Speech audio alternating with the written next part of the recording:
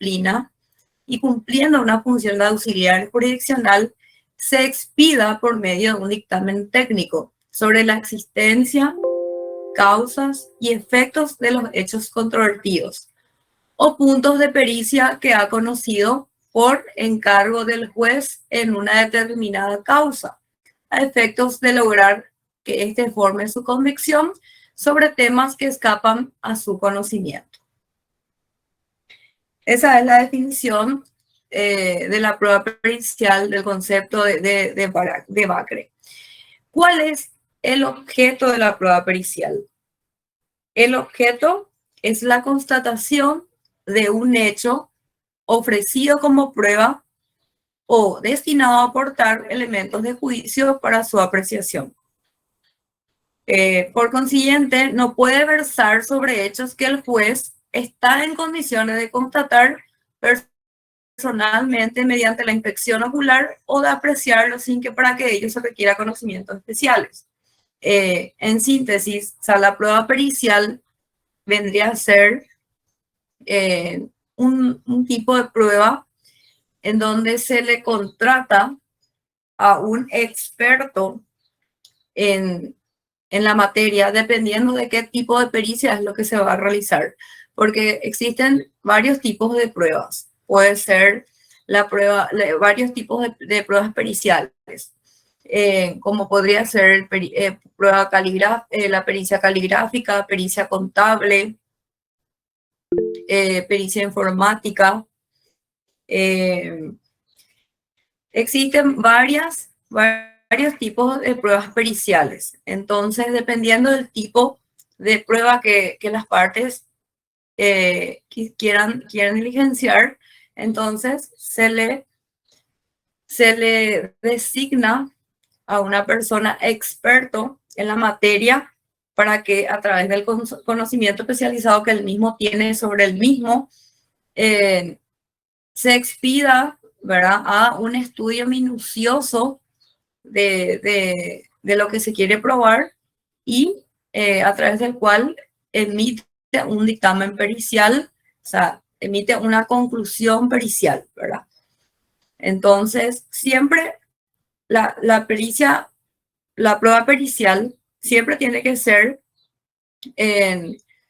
una prueba o sea, este tipo de prueba siempre o sea, siempre se le designa a un perito cuando escapa del conocimiento del juez apreciar esa prueba que es ofrecida por las partes.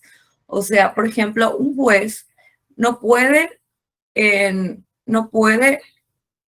decidir o no puede afirmar o no puede decir si es o no es, por ejemplo, una firma que está establecido en un contrato, por ejemplo. Entonces, eso escapa del conocimiento del juez. Entonces, para eso se le designa a una persona extraña al juicio denominado perito. Por ejemplo, en este caso, para determinar la firma, sería un perito caligráfico.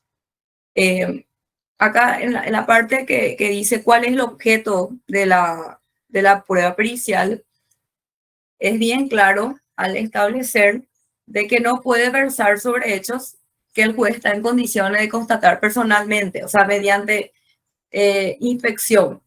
Por ejemplo, no es necesario contratarle, o mejor dicho, designarle a un perito para que se constituya en un lugar a verificar si existe o no existe ese lugar, por ejemplo. O sea, esa es una prueba que sí el juez puede realizar, porque a través de una constitución del juez. O sea, entonces, para que pueda ser designado una persona extraña al proceso, en este caso perito, necesariamente tiene que versar sobre hechos que el juez no puede o no está en condiciones de poder apreciar o de poder determinar si esa prueba es o no es así. O sea, tiene que ser necesariamente pruebas que escapan del conocimiento del juez.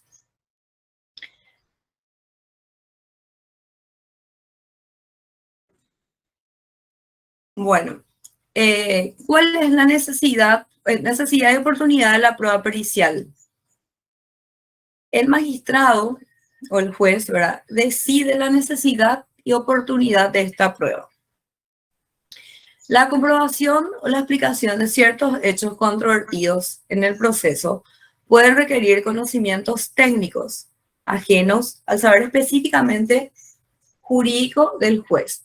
De allí la necesidad de que este último sea auxiliado en la apreciación de esa clase de hechos por personas que posean conocimientos especializados, que es lo que recién dije. En el proceso laboral, la prueba pericial solo tiene lugar cuando el juez estime que la comprobación de los hechos controvertidos requiere conocimientos especiales en alguna ciencia, arte o industria, así como en el caso de que se niegue la autenticidad de una firma y la otra parte insiste en su validez.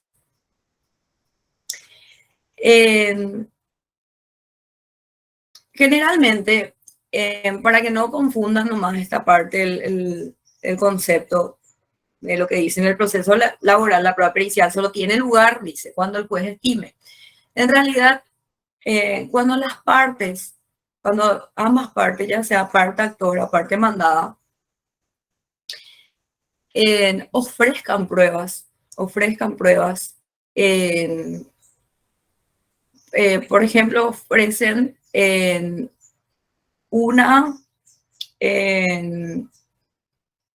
informe contable, ¿verdad? En razón a que el trabajador era contador, entonces la parte demandada ofrece un informe contable para demostrar de que el contador hizo mal su trabajo, entonces por eso fue despedido. Entonces, ¿qué es lo que pasa acá? O sea, el juez obviamente no va a saber de contabilidad. Entonces, esta parte que dice cuando el juez estime, dice, que la comprobación de los hechos controvertidos requiera conocimientos especiales. En realidad, siempre que una prueba, como este tipo de pruebas, ¿verdad?, que se presenta, por ejemplo, un informe de contabilidad, obviamente no es que las partes tienen que esperar que el juez considere que es necesario una pericia, no. Las partes tienen la facultad, ¿verdad?, de poder ofrecer sus peritos. Cada parte tiene la necesidad, o tiene, mejor dicho, la facultad de ofrecer si considera necesario. Obviamente, en este caso, si ofrecen un informe contable para demostrar de que el contador hizo mal su contabilidad, ¿verdad?, durante la relación laboral y por eso fue despedido, un ejemplo. Entonces, la parte ofrece, la parte interesada ofrece un perito contable.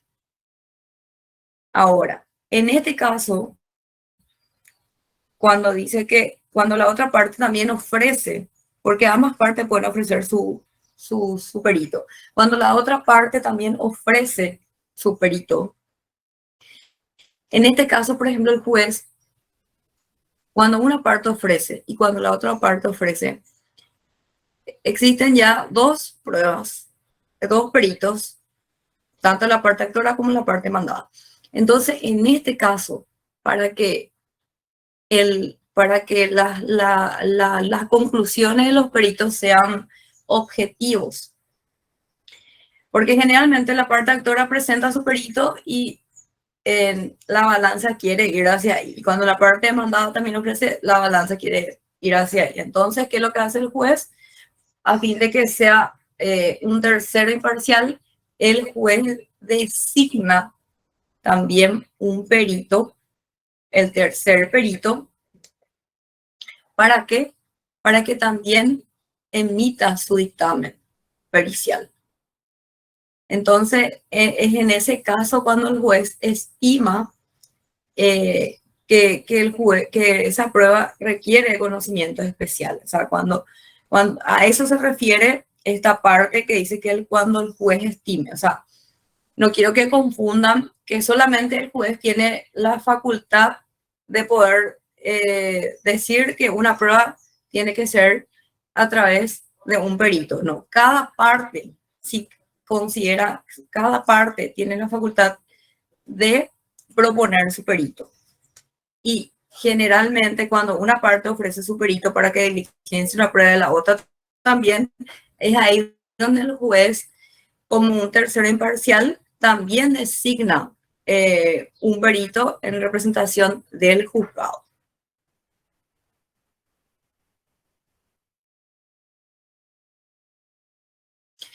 Designación y número de peritos. En todos los casos, los peritos deben ser designados de oficio y por sorteo de entre los inscritos en el registro de la respectiva especialidad. Es decir, si es que ofrecen que se realice una pericia caligráfica, obviamente tiene que ser un perito caligráfico, como les dije. O en el caso de que sea una pericia informática, entonces tiene que ser un perito informático. A tal efecto, los peritos deben hallarse matriculados si la profesión arte oficio estuviese reglamentada. Si no hubiese perito titulado, se nombrará a persona idónea o práctica. ¿Qué es lo que eso está establecido en el artículo 174, 176 del Código de Organización Judicial y en el artículo 164 del Código Procesal Laboral. Para la designación de los peritos, el juez o tribunal procederá a un sorteo entre todas las personas que se hallen inscritas en la matrícula de la Corte Suprema de Justicia. En oportunidad de la designación, el juez debe establecer y precisar el o los puntos sobre los cuales deben recaer el dictamen pericial, determinándolos de acuerdo a las alegaciones de las partes, teniendo además la facultad de rectificarlos cuando no guarden relación con el litigio. El número de peritos podrá variar de 1 a 3, según el arbitrio judicial, de acuerdo a la índole de las cuestiones técnicas o el valor del asunto objeto de la pericia. Bueno, de esta forma entonces se realiza la designación de los peritos.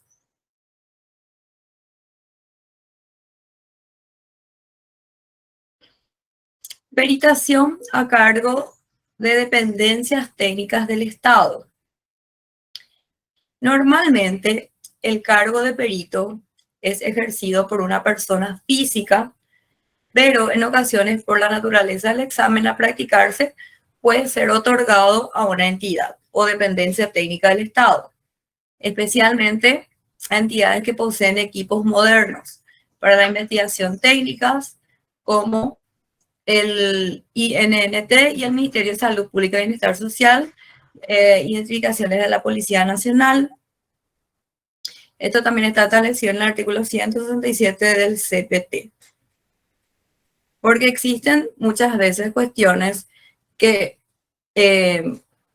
una persona física, denominado perito, ¿verdad?, no puede realizar una pericia. ¿Por qué? Porque se necesita de maquinarias, ¿verdad?, que están a cargo de entidades o de ministerios. Entonces, a eso se refiere cuando también puede ser otorgado a una entidad o dependencia técnica del Estado.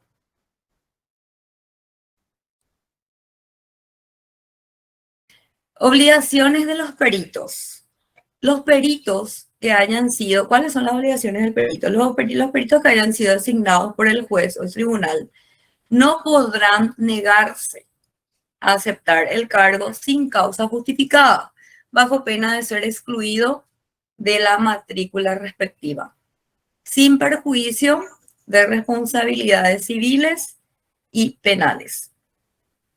La aceptación del cargo y el juramento, porque a los peritos, cuando se le designa un perito, se le designa al perito y en ese mismo día que se le designa, se señala audiencia. Se señala el día y la hora que el perito se tiene que presentar. ¿Se presenta para qué? Para aceptar el cargo y presta juramento. Eso se realiza en una audiencia. En esa audiencia el perito debe constituir su domicilio legal. ¿Para qué? Para las notificaciones. Y la aceptación que el perito hace, la aceptación del cargo, como dije recién, se hace bajo juramento de ejercer fielmente el cargo. Además de ese juramento, el perito tiene las siguientes obligaciones: cumplir su misión con puntualidad y diligencia. También debe ejecutar la operación técnica, el examen o reconocimiento real y directo con sujeción a los principios y reglas de su ciencia. Y también debe formular su dictamen de palabra en una audiencia, si es perito único, o por escrito si son varios, expresado con claridad, razones o fundamentos. O sea, esto sería la conclusión del perito.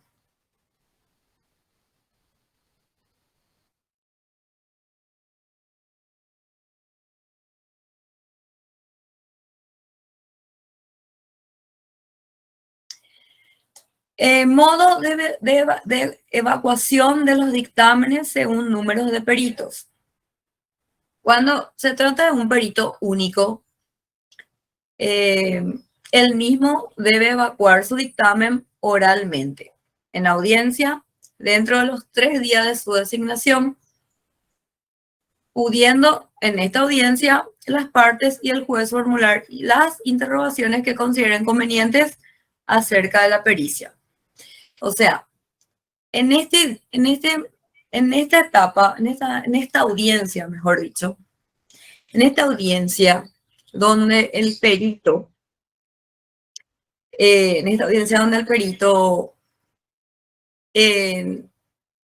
formula su dictamen, es el momento oportuno para que las partes puedan impugnar esa prueba pericial. O sea, el dictamen del perito, el dictamen pericial, ¿verdad? No es una conclusión final. O sea, eso no significa de que lo que está ahí, el juez se va a ceñir estrictamente a lo que dice el dictamen pericial.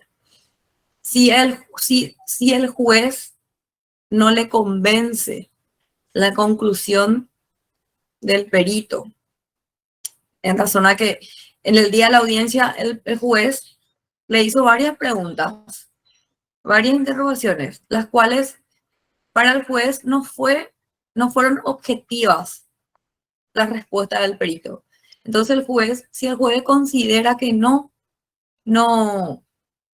fue objetivo la respuesta dada por el perito al momento de la audiencia, el juez puede dejar sin efecto esa pericia y puede, al momento de dictar la sentencia, no tener en cuenta esa prueba pericial. Entonces es muy importante el día que realicen este tipo de prueba, tienen que estar presente porque generalmente las partes cuando realizan la prueba pericial no se presentan el día de la audiencia. Sin embargo, es muy importante porque ese es el momento oportuno para poder impugnar si es que a una de las partes no le parece objetiva la conclusión del perito, o de repente es incongruente o es contradictorio, ¿verdad? Entonces, ese es el momento para que puedan impugnar o realizar todas las preguntas que consideren pertinentes. ¿Para qué? Para poder dejar sin efecto esa prueba pericial. Bueno, ese es de perito único. Pluralidad de peritos, o sea, cuando existen varios peritos. En este caso, el dictamen debe evacuarse en un solo escrito, en donde deben consignarse el fundamento de sus opiniones, es decir, de la mayoría. Y en caso de disidencia, las razones de las mismas. El tiempo de presentación, dice, será fijado por el juez o el tribunal el plazo dentro del cual debe evacuarse el dictamen. Este es en el caso de que existan varios peritos.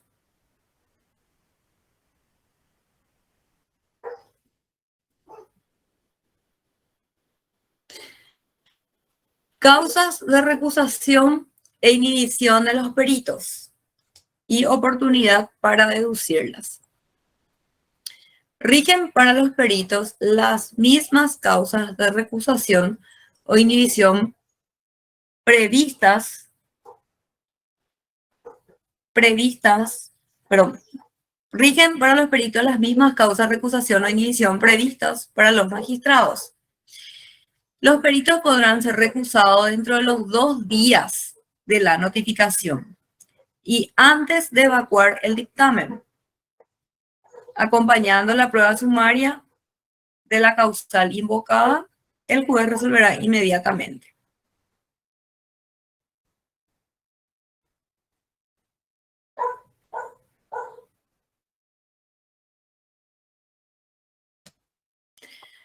Registro de peritos. Los peritos deberán obtener la matrícula que será concedida por la Corte Suprema de Justicia, que deben reunir las siguientes condiciones: el título profesional, mayoría de edad, honorabilidad y buena conducta.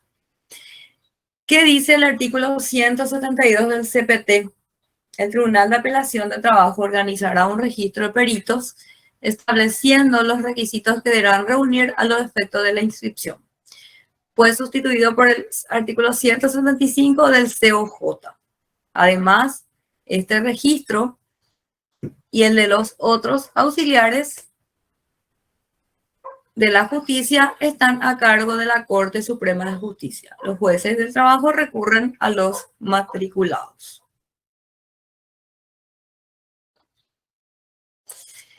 Fuerza probatoria del dictamen pericial.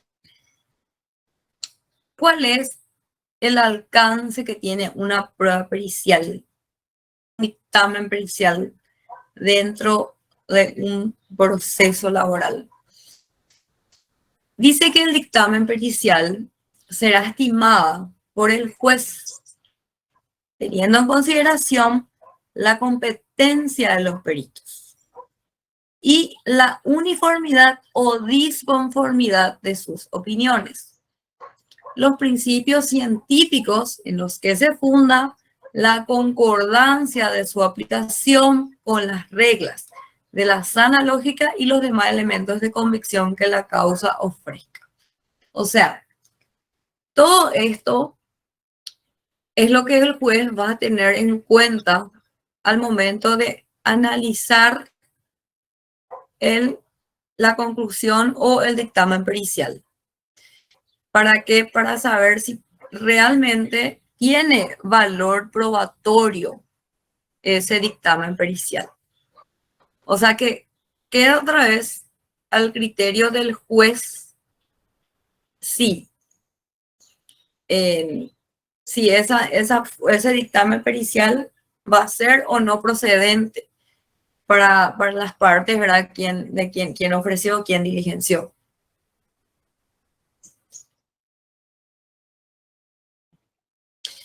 Valoración de la prueba pericial. Siendo el perito un auxiliar de la justicia, su dictamen carece de efecto vinculante para el juez, porque éste ejerce la potestad jurisdiccional. Sin embargo, el juzgador no puede, dice otra vez, apartarse de las conclusiones del experto o asesor en forma inmotivada o arbitrariamente. O sea, que por una parte dice que el perito, o sea, que el juez tiene la potestad jurisdiccional de apartarse del dictamen, pero tampoco puede apartarse arbitrariamente. O sea que si el juez no va a tener en cuenta una prueba pericial, tiene que fundamentar el por qué no le convence el dictamen pericial. O sea, no es que va a decir no, o sea que el juez no puede decir la prueba pericial ofrecida o diligenciada, parte demandada, no, no corresponde o no es conducente para demostrar tal o tal hecho alegado por su parte. O sea, no es un fundamento, sino que tiene que estar fundamentado del por qué él dice que no le convence esa prueba pericial. O sea, no es que puede dejar nomás sin efecto porque sí. O sea, tiene que fundamentar, tiene que ser objetivo también el magistrado al momento de valorar esa prueba pericial. Luego dice, el magistrado está obligado a desacreditar o descalificar, ¿verdad?, el dictamen por erróneo o inadecuado. El perito no debe simplemente afirmar, sino demostrar para que la pericia gane credibilidad. Explicará las razones científicas, el juez analizará la concordancia del informe pericial con la sana crítica, uniformidad o no de las opiniones, si son varios, los principios científicos en que se fundan y la relación con las otras pruebas de la causa. La pericia judicial es un medio de prueba de carácter procesal porque se produce obviamente dentro del proceso por encargo del juez. Entonces, a eso es lo que se refiere la valoración de la prueba pericial. Que el juez, vuelvo a recalcar, puede apartarse de la conclusión de un dictamen pericial cuando le parece arbitrario o inmotivado el fundamento del perito y tiene que fundamentar en su sentencia el por qué. Tiene que ser un fundamento valedero y contundente para poder dejar sin efecto una prueba pericial. Eso es lo que se refiere a la valoración de la prueba pericial. Bueno, quiero que me pregunten si no entendieron algo o si tienen alguna pregunta que no está acá en el PowerPoint que tenga que ver, ¿verdad?, con este tipo de prueba. Entonces, para pasar a la siguiente lección. ¿Entendieron todo hasta ahí? ¿Tienen alguna duda, alguna pregunta sobre este tipo de prueba? Se entendió, profe. Está bien claro. Yo quería hacer Bueno, una consulta, profe. sí. ¿Cómo planteamos el pedido de perito? O sea, con la demanda ya tenemos que pedir en base a las pruebas que vamos a presentar, o si contestan la demanda, ¿cómo hacemos? ¿En qué momento planteamos el pedido a un perito? Bueno, todas las pruebas, vamos a hacer un repaso. Sí. La audiencia de conciliación, ¿verdad? Está. Luego, si no se lleva a cabo la audiencia de conciliación, es la discusión de la causa o ofrecimiento de prueba. Ese es el momento oportuno para ofrecer las pruebas que ustedes quieren diligenciar dentro del periodo probatorio. Entonces, ese es el momento procesal oportuno, tanto para la parte actora como para la parte demandada, como para poder ofrecer esa prueba. O sea, en el momento de ofrecimiento de las pruebas es donde vos podés ofrecer si tenés que hacer reconocimiento de firma. Por ejemplo, si solicitas el reconocimiento de firma, ¿verdad?, de un contrato laboral o de un recibo de salario, en tu ofrecimiento de prueba solicitar el reconocimiento de firma. Y siempre, cuando ofrecen el reconocimiento de firma, sí o sí, subsidiariamente, tienen que ofrecer la pericia caligráfica. ¿Por qué? Porque corren el riesgo de que en esa audiencia de reconocimiento de firma se niegue la firma. Entonces, subsidiariamente ya se ofrece la pericia caligráfica. Si quieren realizar, o sea, tienen que demostrar un informe, no sé, un correo electrónico. Entonces, si para usted hay una prueba contundente que tienen que demostrar que se envió correo de un correo electrónico a otro correo electrónico, tienen que ofrecer un perito informático. O si quieren, por ejemplo, tienen una prueba, un documento que está en inglés, tienen que ofrecer un perito traductor. ¿En qué momento? En el momento de ofrecimiento de pruebas. Ese es el momento oportuno para ofrecer las pruebas. Ya. Y profe, entonces al contestar una excepción, era la misma cosa, se va a llamar apertura a prueba y ahí entonces pedimos la pericia caligráfica, ¿verdad? O sea, Claro, claro, los en peritos. este caso distinto en el periodo de la excepción, porque cuando se opone una excepción, si el juez considera pertinente y hay hechos controvertidos que demostrar, se abre la apertura de la causa a prueba. Y cuando es la excepción, cuando hay una excepción, sale una providencia con noticia contraria, admítanse las pruebas. Entonces ahí ustedes tienen que ofrecer sus pruebas en el momento de la excepción. Ya, perfecto, profe, gracias. Porque en la excepción, cuando se pone una excepción, bueno, hay la etapa de audiencia de conciliación y luego la discusión de la causa. Si no se contesta la excepción y ya se abre la causa a prueba. Así Entonces, mismo. claro, no es el mismo procedimiento porque es más corto, ¿verdad?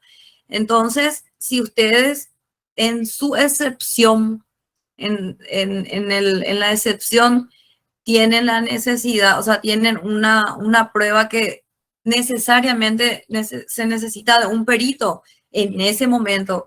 Se contesta la excepción y en la excepción es más rápido. Se contesta y ya sale la providencia de que se ofrezcan las pruebas. Y ahí es el momento para ofrecer tu prueba en la excepción. Perfecto, clarísimo, profe, gracias. Dale, dale.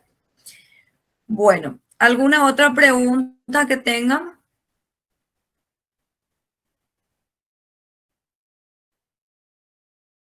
Bueno, vamos a pasar a la siguiente lección, que es con respecto a los testigos.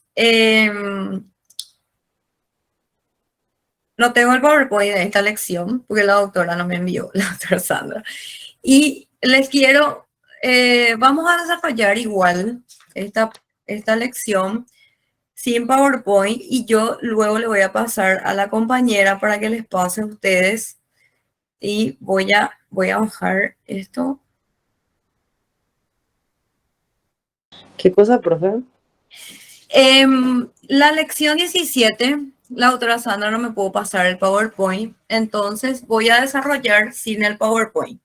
Entonces, luego, mañana o en el transcurso de la semana le voy a estar pasando para que puedan tener eso. Dale, profe, súper. ¿Les parece bien? Entonces Súper. me van a tener que seguir. Bueno, vamos a hablar ahora. ¿Sí? Profe. Buenas tardes. Profe Buenas y tardes. presentes. Profe, Sí. la siguiente lección sería testigos, ¿verdad? Así mismo, ustedes tienen sus libros, Sí. entonces para que me Hay puedan... ediciones nomás que varía el orden, por eso nomás mi pregunta. Profe. Ah, ya. Sí. Gracias, Entonces, profe, gracias. vamos a continuar y si tienen el libro, mejor así me siguen con eso para que no se pierdan tanto. Bueno, entonces, vamos a hablar ahora sobre los testigos. ¿Qué es la prueba testifical? ¿Y qué son los testigos? Los testigos, obviamente, son personas extrañas al proceso. Son denominados auxiliares de la justicia. ¿Por qué son denominados o llamados auxiliares de la justicia? Porque estos testigos denominados terceras personas tienen conocimiento del hecho controvertido. Es por eso que se le designa o se ofrece como testigo a ciertas personas para que vengan a colaborar con la justicia. Por eso son denominados auxiliares de la justicia.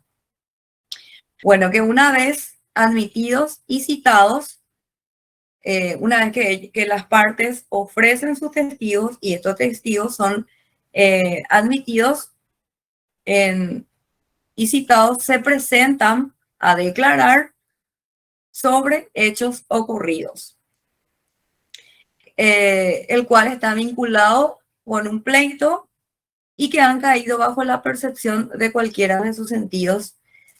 Bueno, entonces, los testigos, por eso son denominados auxiliares de la justicia. ¿Por qué? Porque se presentan dentro de un juicio con el fin de llegar a la verdad de los hechos. Bueno, capacidad para deponer como testigo o capacidad para declarar como testigo. La persona física es la única capaz de percibir hechos por medio de los sentidos. Es decir, una persona jurídica no puede, obviamente, ser propuesto como testigo. ¿Por qué? Porque ¿cuál es el objeto del testigo? Que se presente a declarar sobre hechos, sobre hechos que él mismo tuvo conocimiento. Y obviamente una persona jurídica no se va a poder presentar a declarar. Y a través de un representante no se puede realizar eso. Entonces, la prueba testifical es solamente para la persona física. Entonces, la única de percibir hechos por medio de los sentidos y reproducirlos con las palabras, recurriendo a la memoria. La capacidad, ¿cuál es la capacidad para que una persona, o sea, cuál es la capacidad que este testigo o la capacidad dada para que una persona pueda ser ofrecida y admitida como testigo? La edad es plenamente capaz desde los 18 años cumplidos. O sea que la persona mayor de edad es la que está plenamente, o es la que es denominada plenamente capaz, 18 años cumplidos, para poder presentarse a declarar como testigo.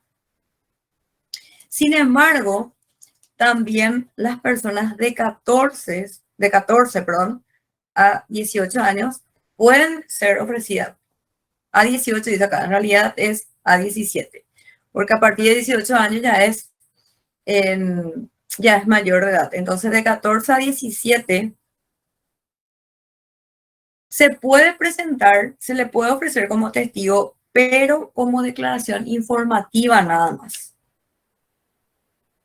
Y sin juramento. O sea que ellos no están obligados a prestar juramento. Sin embargo, un testigo que tiene 18 años de edad, al momento de que se le va a declarar, se le va a tomar la declaración testifical, se le pregunta por las generales de la ley. Primero se le pregunta por la edad, su nombre completo, y presta juramento de decir la verdad.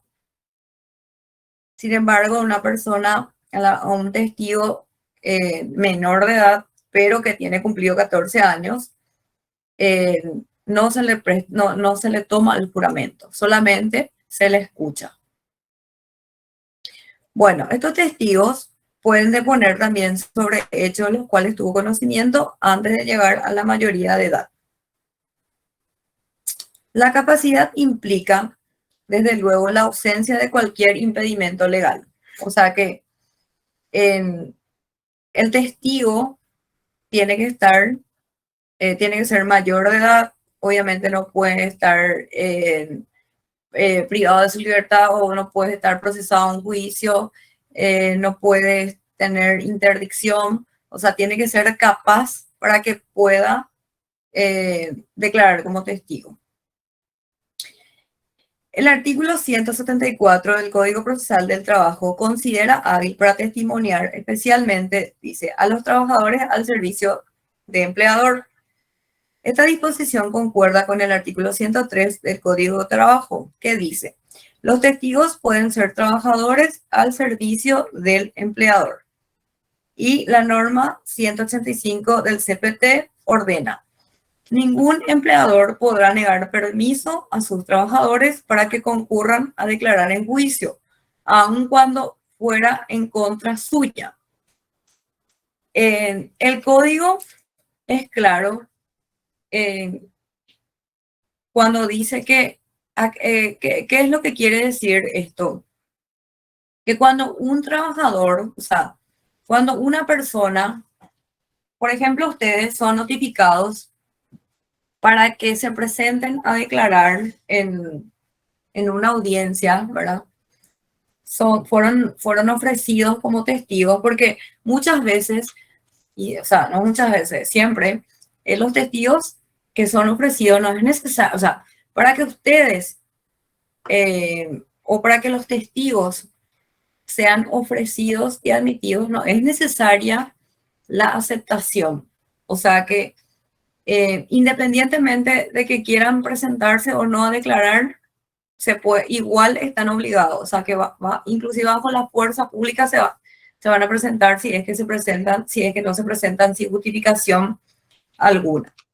Entonces lo que quiere decir esto es que el empleador está obligado a darle permiso a su trabajador si es que el trabajador fue notificado para que se presente en un juicio a declarar.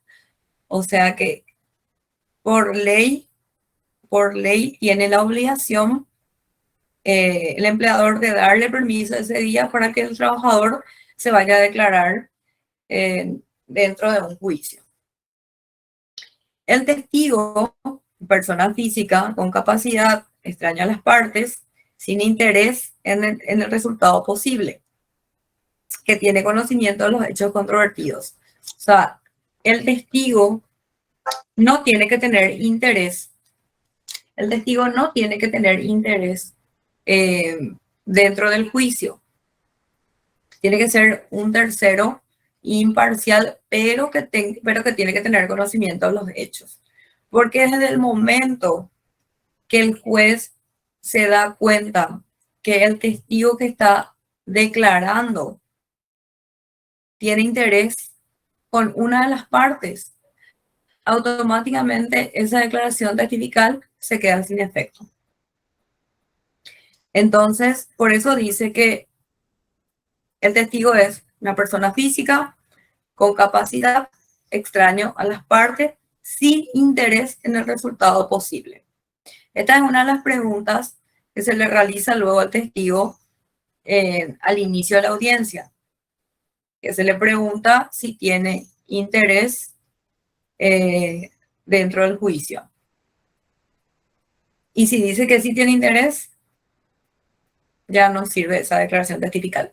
No es que el testigo va a decir a las primeras preguntas, una de las primeras preguntas es, diga al testigo si tiene interés en el juicio, y si el testigo dice, sí, tengo interés de que gane la parte demandada. No es que en ese momento el juez va a decir, no, tu declaración ya no sirve, y ya no se le pregunta, no. Él va a declarar, en ese momento nadie dice nada, solamente que el dactilógrafo o el actuario o quien esté tomando la audiencia va a transcribir lo que dijo el testigo y se le va a realizar todas las preguntas que están en el pliego de preguntas, o sea, en el interrogatorio para el testigo. Y luego, al momento que el juez o el magistrado va a realizar su sentencia, ese es el momento en donde el juez va a valorar la declaración de ese testigo y es ahí donde va a decir, no, la declaración de este testigo no puede tenerse en cuenta en razón a que él mismo dijo tener interés en el juicio. ¿Por qué? Porque es claro acá la ley que dice que sin interés en el resultado posible.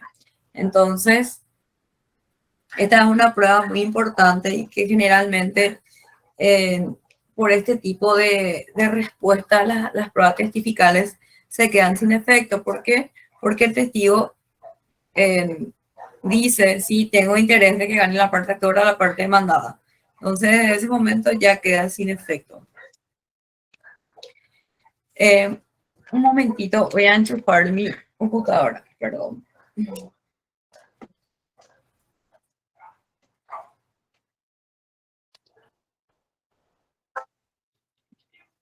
Listo.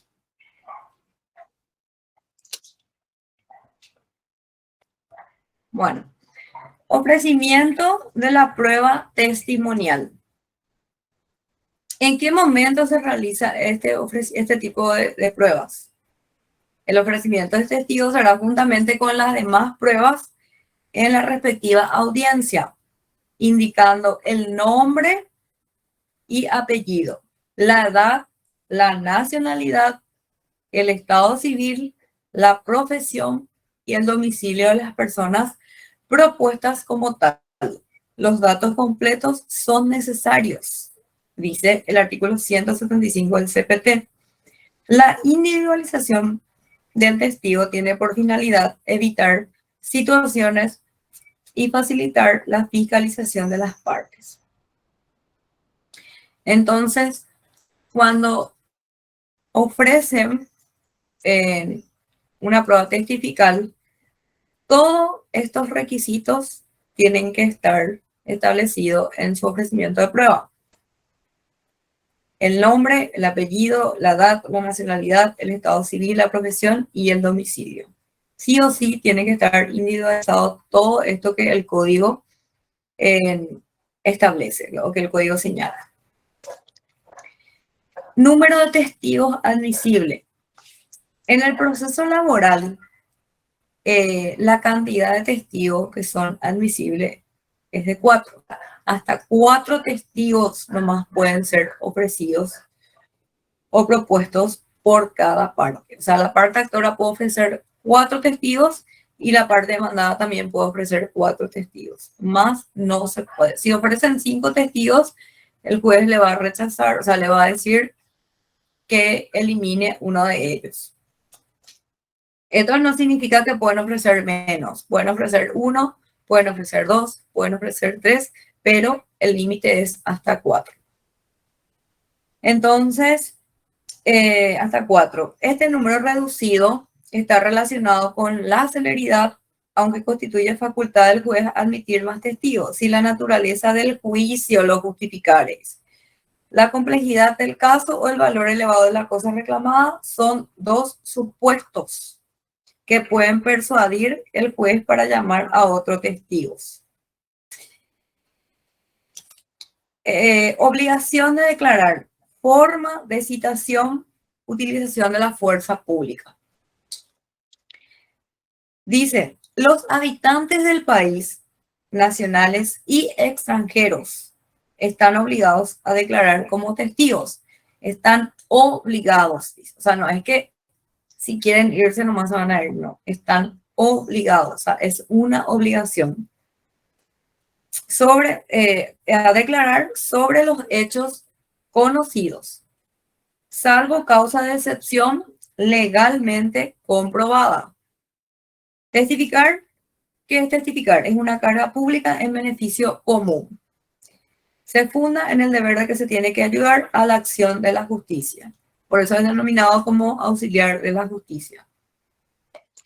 Entonces, los testigos que son ofrecidos en un juicio están obligados a declarar, o sea, es una obligación. Los testigos que son admitidos serán citados para comparecer a una audiencia por cédula, o sea, a través de una notificación en el domicilio denunciado por el proponente. O sea, cada parte que ofrece su testigo va a señalar, o sea, va a indicar el domicilio de ese testigo. Entonces, en ese domicilio es donde se le va a notificar por cédula. Con 2 días de anticipación, por lo menos, con 2 días de anticipación al día de la audiencia, bajo percibimiento de que si no compareciesen sin justa causa, serán traídos por la fuerza pública, apercibiendo que será efectivo para realizar nueva audiencia, la cual deberá decretarla el juez de oficio. Dentro de las 24 horas de frustrada la primera, dice. Bajo percibimiento, voy a leer otra vez, bajo percibimiento de que si no comparecieren sin justa causa, serán traídos. O sea, si la primera vez el testigo es notificado y no comparece y tampoco justifica el motivo del por qué no compareció a la audiencia, será traído por la fuerza pública. Este apercibimiento será efectivo para realizar nueva audiencia. O sea que la primera audiencia no se llevó a cabo por incomparecencia y no justificó. Entonces, ¿en qué momento se va a hacer efectivo este apercibimiento? Acá dice, se hará efectivo para realizar nueva audiencia, la cual deberá decretarla al juez de oficio dentro de las 24 horas de frustrada la primera. La cédula de notificación indicará día y hora para comparecer, la carátula de expediente y todos los requisitos, ¿verdad?, que tiene que tener una cédula de notificación. Yo una vez presencié cuando yo estaba en primera instancia y yo tomaba las audiencias, se le trajo un testigo esposado porque se le notificó, no compareció. Y la tercera vez que se le notificó, se le trajo a través de la fuerza pública.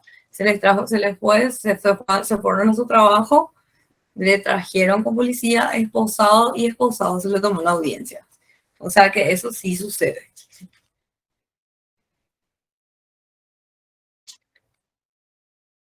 Bueno, examen de testigo. Cuestionario, preguntas ampliatorias. Profe, Sí. ¿por qué se le esposa a un testigo? ¿Se resistió o algo así? Sí, porque se resistió. Ah, ya. Él se resistió y no quiso venir, entonces se le trajo esposado. Y esposado yo le tomé la audiencia. Y luego creo que en la otra parte, o sea, creo que se resistió al policía, entonces se le tuvo que derivar a la comisaría también por eso. Y ahí creo que se puso abogado y después se le soltó, ¿verdad? Pero se fue la patrullera y le llevó de su trabajo, de su lugar de trabajo, se le llevó al Poder Judicial. Gracias, profe. Dale. Bueno, ¿alguna otra pregunta que tenga? Bueno, examen de testigo. Preguntas ampliatorias y preguntas. El testigo que comparece ante el juez debe identificarse. O sea, cuando se van, los testigos deben de llevar su cédula de identidad, sí o sí. Si el testigo se presenta para declarar y no lleva su cédula de identidad, no se puede llevar a cabo la audiencia. Sí o sí es necesario que lleve su cédula de identidad. No puede llevar su registro, su cédula verde, cualquier documento que le identifique, no. O el carnet de su trabajo, no. Tiene que ser su cédula de identidad. Otro documento que le identifique, no, porque no se va a llevar a cabo la audiencia. Y tampoco el hecho de que no llevó su cédula de identidad o no llevó o se olvidó, ese hecho no es una causa para poder justificar de que la audiencia no se haya llevado a cabo. Podría darse el caso de que se haya extraviado su cédula de identidad. Entonces, hubo un caso, sí, que llevó la constancia de que se realizó una nueva cédula. La constancia esa que te dan en identificaciones. Entonces, con eso sí se puede llevar a cabo, pero sin eso pero es en el caso de que se esté extraviado. Por ejemplo, para ese caso sí tiene que llevar la denuncia policial, o sea, porque se hace una denuncia cuando se extravió la cédula y con eso te va a solicitar tu nueva cédula. Y en el caso de que esté vencida tu cédula, sí se puede llevar a cabo la audiencia, pero sin cédula no se puede llevar a cabo.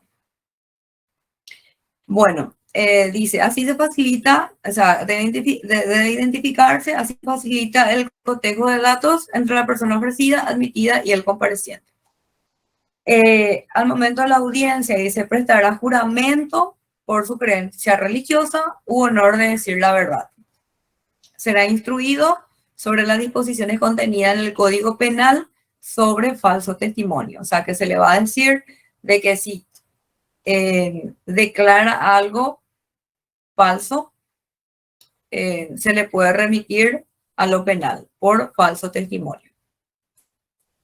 Esto también una vez ocurrió porque se le preguntó al testigo, recuerdo un caso, se le preguntó al testigo si tenía conocimiento de qué fecha se le despidió al trabajador y el testigo dijo que sí, que él estaba presente y declaró ahí. Y la fecha que se le declaró era, no sé, no recuerdo bien, pero vamos a ponerle que era en septiembre del 2019. Y el testigo dijo sí, en septiembre del 2029.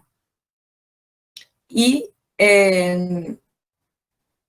la otra parte le hizo las preguntas ampliatorias y le pregunta, ay, ¿usted estuvo presente? Sí, estuvo presente. Un testigo falso.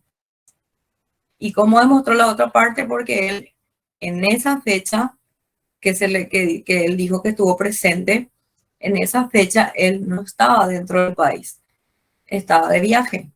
Entonces, ¿qué hizo la abogada de la otra parte? Remitió y luego no sé, no tuve más, no seguí más ese caso, o sea, ese juicio, no recuerdo cómo quedó, pero sí me acuerdo que hizo la demanda en lo penal. Por eso es importante también al momento que ustedes ofrezcan sus testigos, que tienen que tener en cuenta todo ese tipo de situaciones. Porque hay veces que, o también ustedes, ¿verdad? Cuando la otra parte ofrece su testigo, es importante que vean, analicen si ese testigo estaba presente ahí, si no estaba fuera del país o si estaba enfermo, por ejemplo. Entonces, hay varias formas de poder demostrar que realmente ese testigo es falso y que no estuvo ese día que él dijo que estuvo presente en cierto acto, cierto hecho, ¿verdad?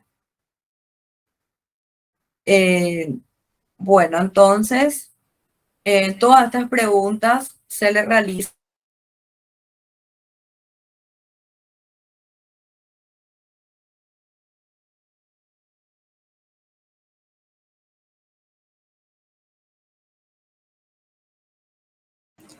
Tu internet parece.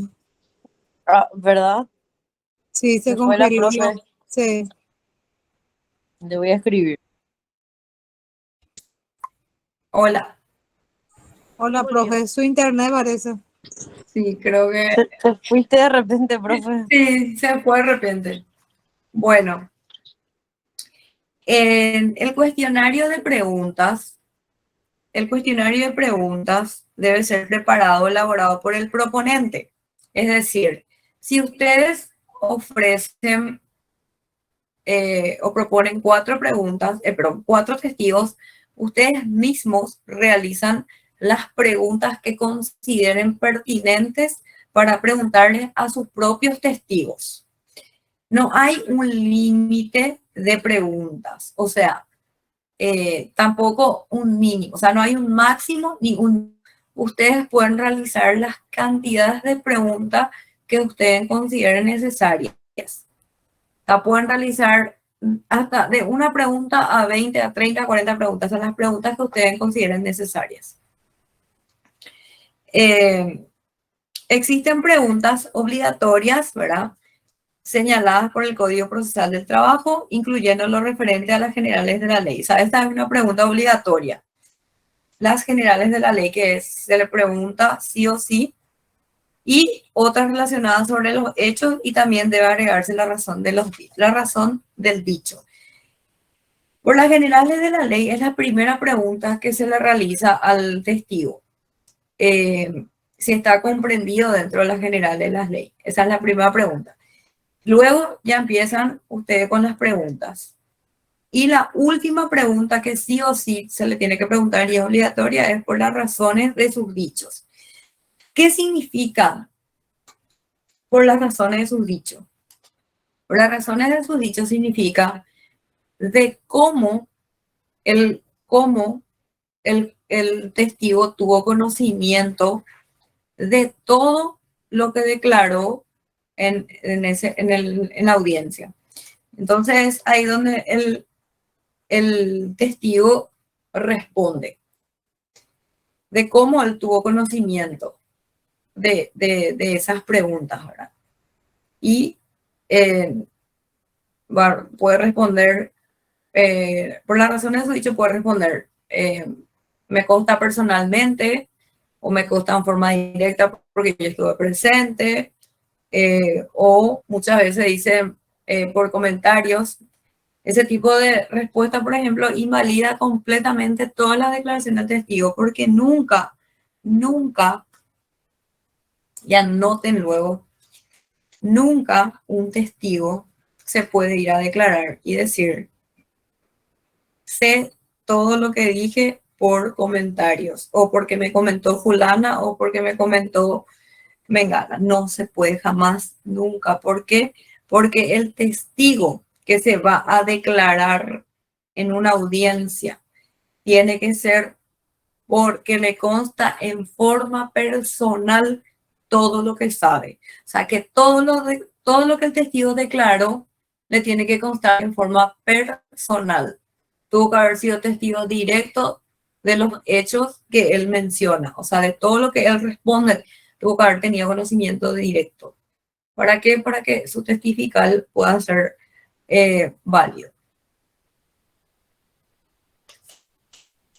Por eso es importante que cuando proponen, ofrecen testigos, realmente sean testigos que tuvieron conocimiento directo del hecho.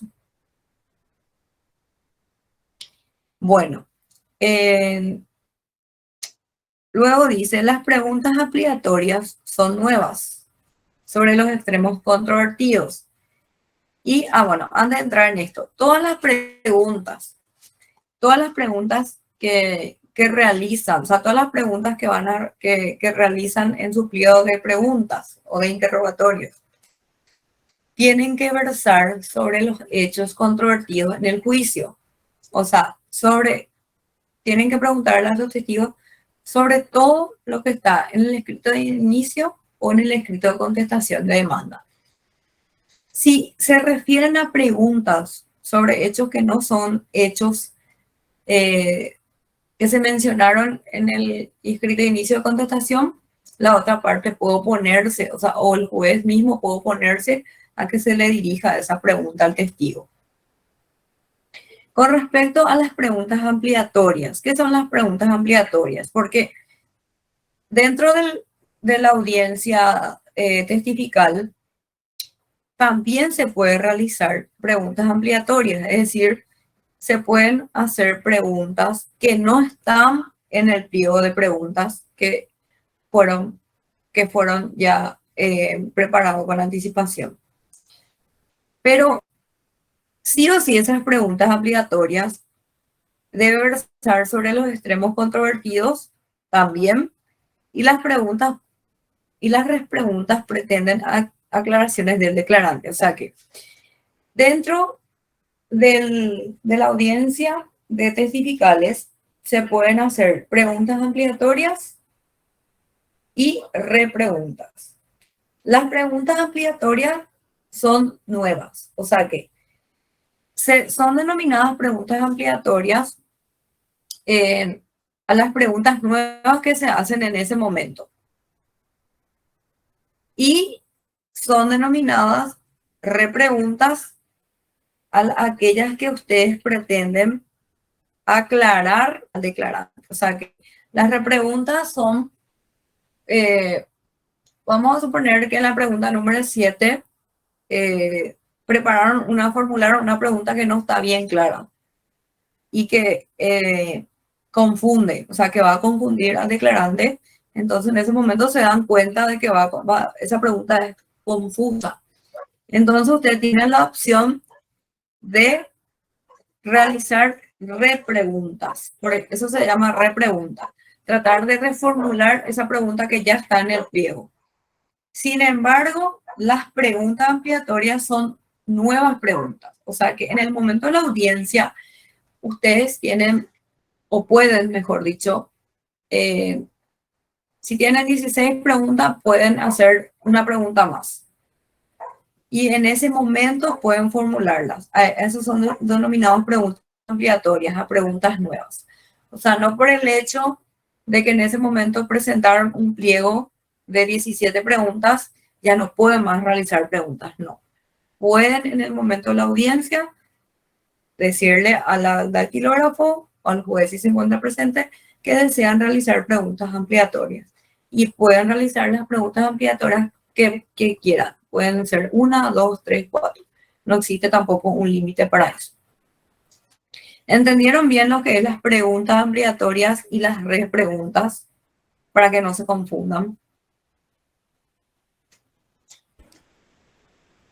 Bueno. Indicios graves de falso testimonio o soborno, dicen.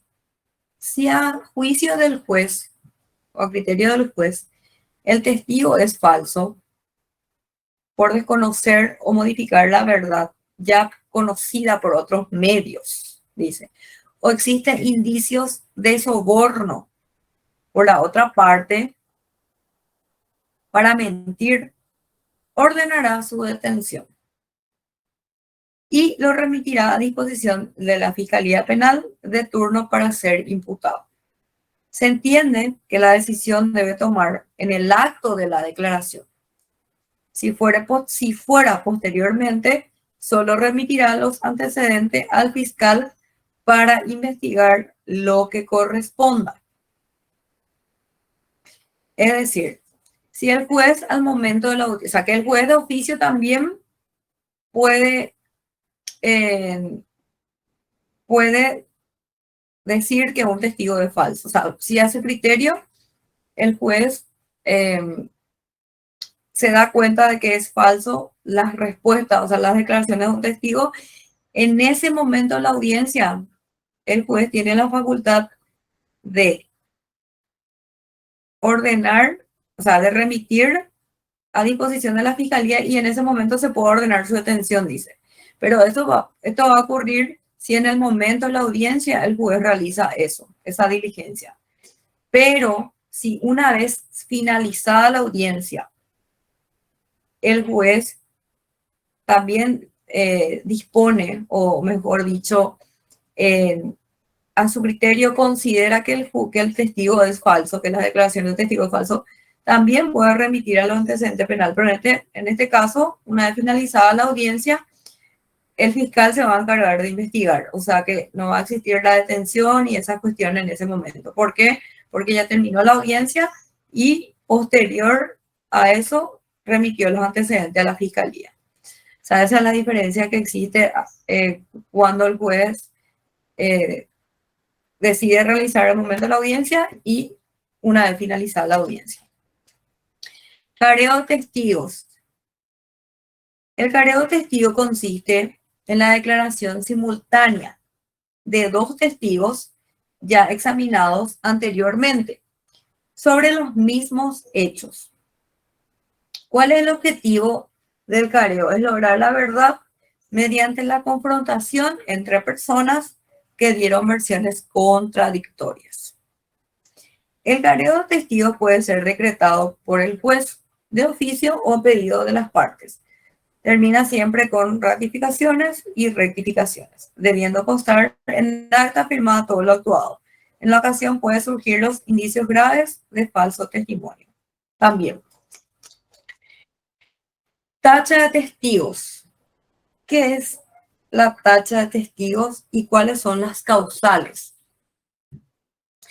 La tacha de testigo es un motivo legal para rechazar la declaración de un testigo, que puede referirse a sus condiciones personales, que influya sobre su credibilidad.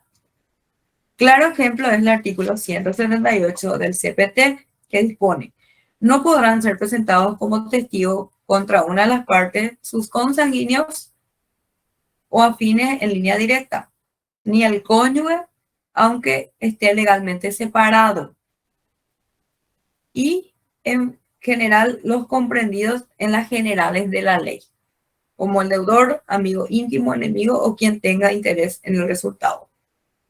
La tacha puede ser fundada igualmente teniendo en cuenta la declaración misma alejada de la verdad. Es decir, si ustedes se dan cuenta de que el testigo propuesto por la otra parte, este testigo o uno de los testigos, tiene interés dentro del juicio, está comprendido dentro de la general de la ley, pues tienen la oportunidad de presentar un incidente de tacha de testigo. O sea, a través de un incidente se realiza esto.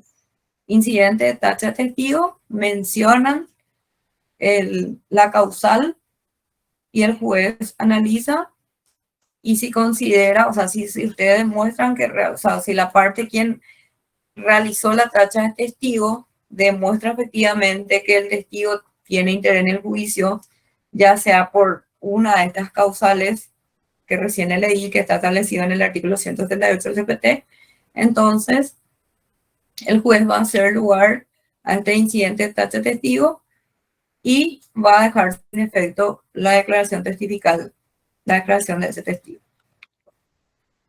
Dice, la tacha de testigo puede ser fundada igualmente teniendo en cuenta la declaración misma, alejada de la verdad. Por consiguiente, la tacha será planteada antes de la audiencia o en el momento de la declaración, por vía incidental, incidente de tacha de testigo, así es denominado el objeto, acompañando las pruebas. O sea, una vez que plantean el incidente ya tienen que acompañar las pruebas. Todo incidente tiene su procedimiento de traslado, contestación y resolución. O sea que existen dos oportunidades para poder plantear el incidente de tacha de testigo, que es antes de la audiencia o en el momento de la declaración. En estos dos momentos pueden plantear, o mejor dicho, deducir el incidente de tacha de testigo. El incidente de tacha, el juez resolverá con la sentencia definitiva, analizándola en el considerando e incorporando la decisión en la parte resolutiva. O sea que el incidente se presenta con todas las pruebas que ustedes consideran pertinentes, se corre traslado, se contesta el traslado y se queda, se tiene por contestado el traslado, se abre la causa prueba si existen hechos controvertidos y luego se llama auto para resolver y se resuelve con la sentencia. Ese es el procedimiento. Testigo único. La declaración de un solo testigo, este es muy importante, en un juicio laboral, según la calidad del mismo, puede fundar una sentencia. O sea, según la calidad de la declaración de ese testigo, a eso se refiere.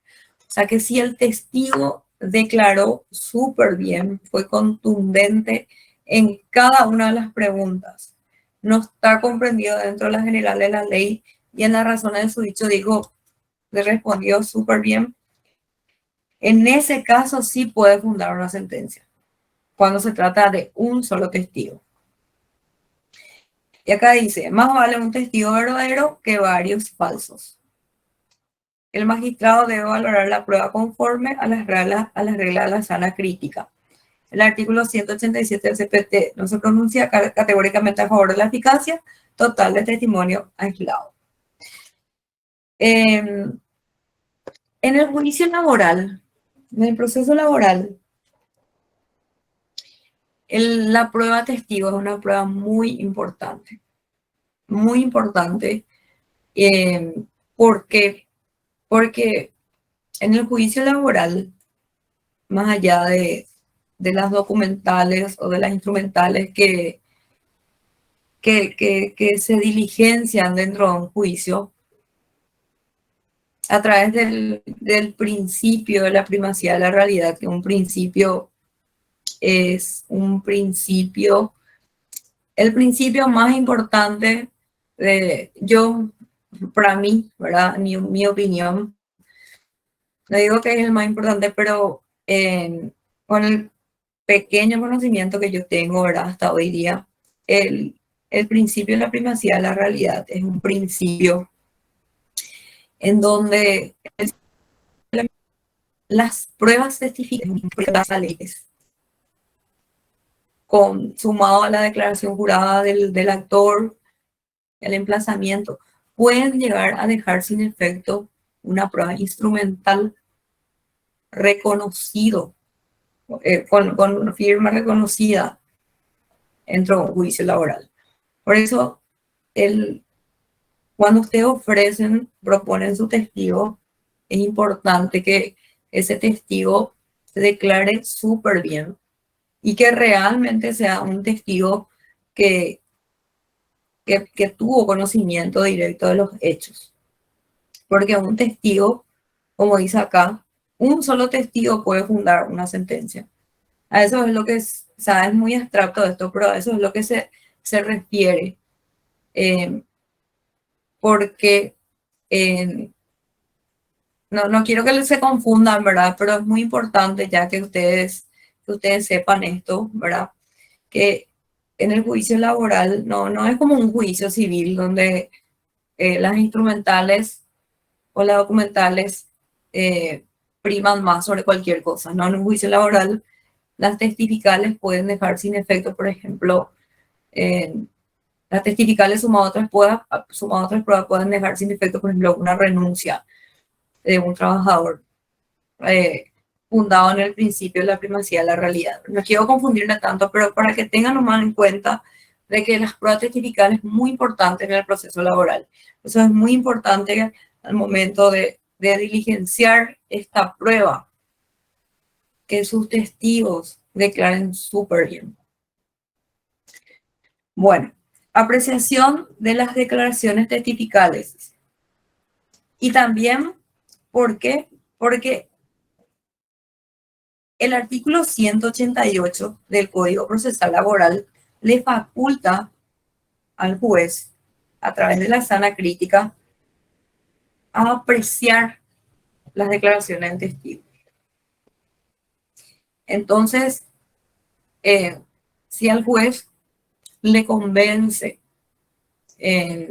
la declaración, le da un valor primordial a esas declaraciones.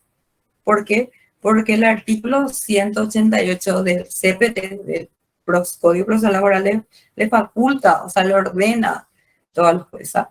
Ordena la ley, dice que el juez apreciará según las reglas de la crítica las circunstancias y motivos conducentes, dice, a corroborar o disminuir la fuerza de las declaraciones testificales al dictar sentencia. El sistema de valoración de las pruebas en general y de la testifical se basa en la apreciación racional o de la sana crítica. El juez debe ajustarse a la ley en orden a la determinación de los medios de prueba y a las formalidades de producción, pero la regulación o grado de eficacia y valor aprecia con relativa libertad. O sea, este artículo le da la libertad, ¿verdad?, al juez para que, según la sana crítica que él mismo tiene, valore esa declaración testifical o las declaraciones testificales. Por eso les digo y les vuelvo a recalcar que dentro de un proceso laboral, las declaraciones testificales es muy, muy importante. Bueno, ¿alguna pregunta que tengan acá, hasta acá, sobre las testificales?